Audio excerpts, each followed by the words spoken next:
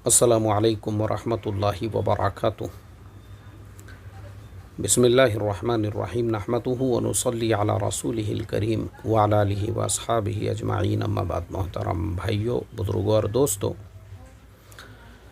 30 जून 2023 से एक नई कंपनी PKH वेंचर्स लिमिटेड का IPO ओपन हुआ है और बहुत सारे लोगों के बार बार मैसेजेस थे कि मुफ्ती साहब इसको रिव्यू कीजिए। हालांकि मेरा इसको रिव्यू करने का बिल्कुल भी इरादा नहीं था।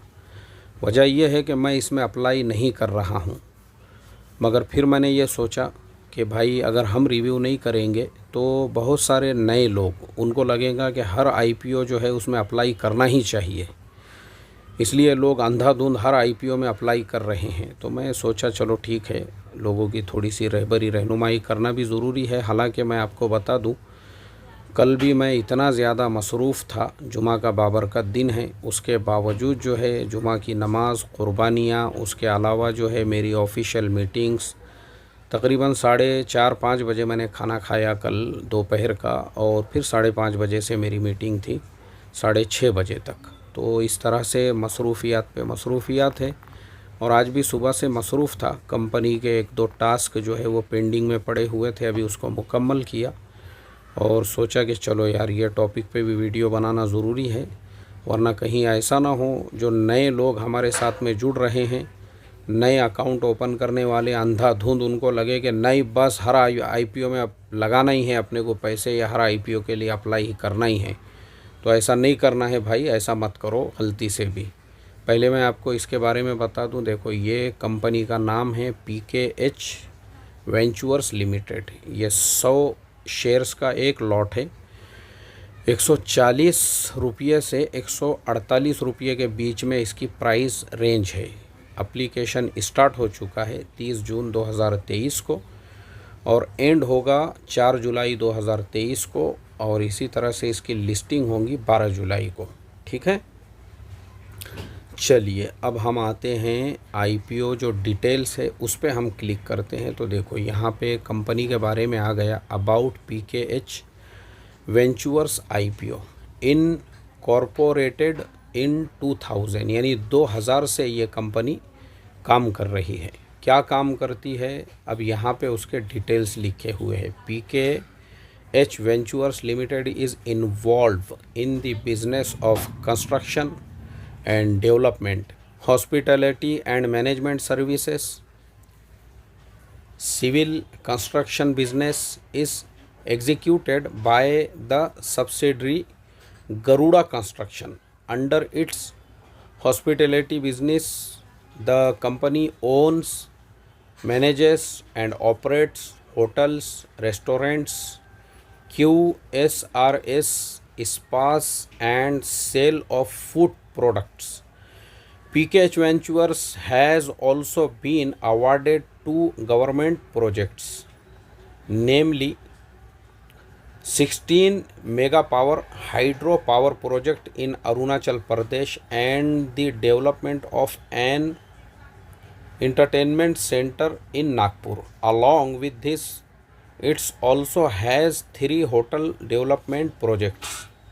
In Madhya Pradesh, the company's civil construction order book stand at 468 crore rupees as on 15th of March 2023।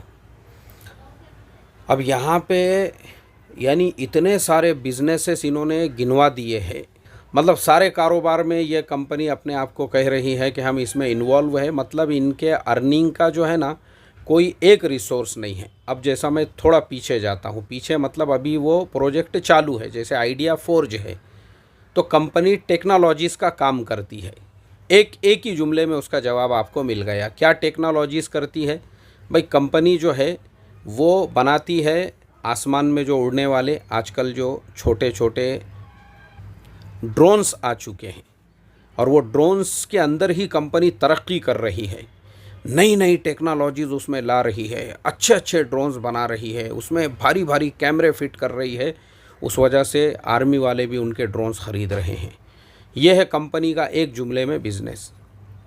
ऐसे ही साइंट DLM जो कंपनी जो उसके बाद मैंने वीडियो डाला। वो कंपनी का बिज़नेस क्या है?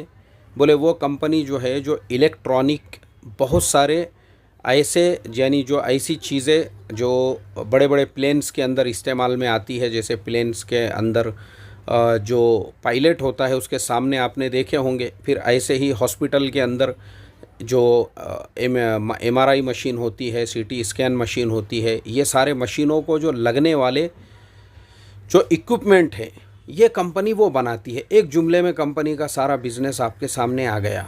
अब ये कंपनी का बिज़नेस समझ में ही नहीं आ रहा, कंपनी क्या बनाती है और क्या बेचती है। ये कंपनी बोल रही है सारा बिज़नेस हम करते हैं।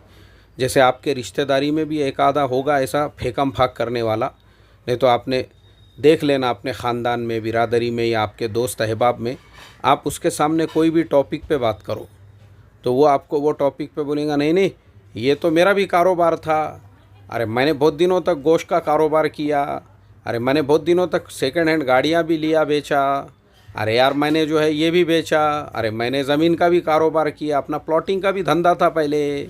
मतलब वो आपको हर लाइन में ये बोलेगा कि हाँ सब में मैं करता हूँ। लेकिन मैं आपको एक चीज़ साथ में ये भी लिख के दे देता हूँ कि वही इंसान फेकम फाक तो खूब करेगा लेकिन 10 रुपये 500 रुपये का मोहताज रहेगा। इसका भी कर्ज़ा उसके ऊपर, उसका भी कर्ज़ा उसके ऊपर। तो ऐसे जो लोग रहते ना ये मेंटली स्टेबलिश नहीं रहते।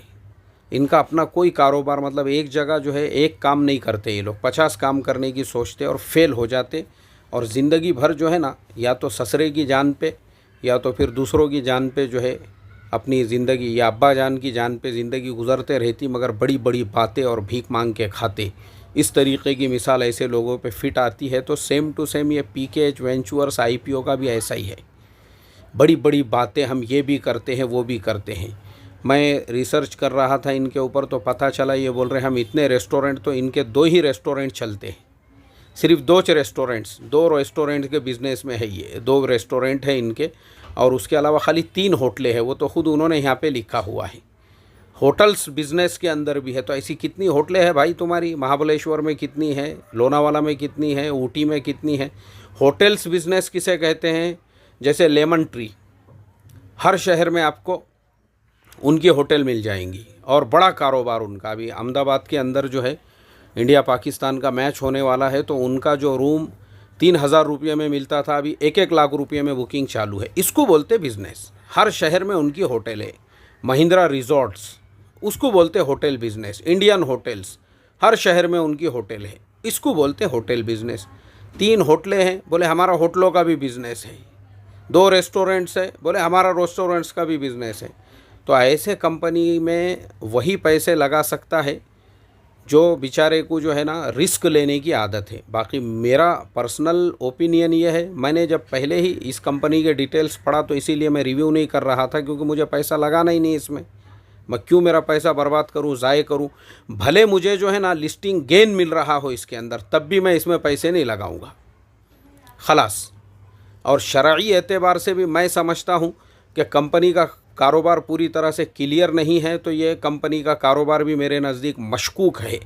तो उस एतबार से भी मैं इसके अंदर पैसा नहीं लगाऊंगा या इसका IPO में अप्लाई नहीं करूंगा।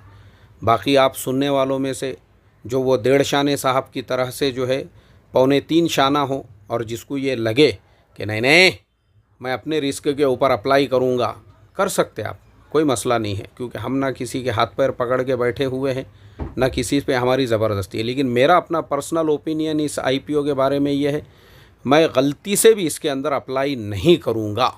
ठीक है, चलिए, अस्सलाम वालेकुम व रहमतुल्लाहि व बरकातहू।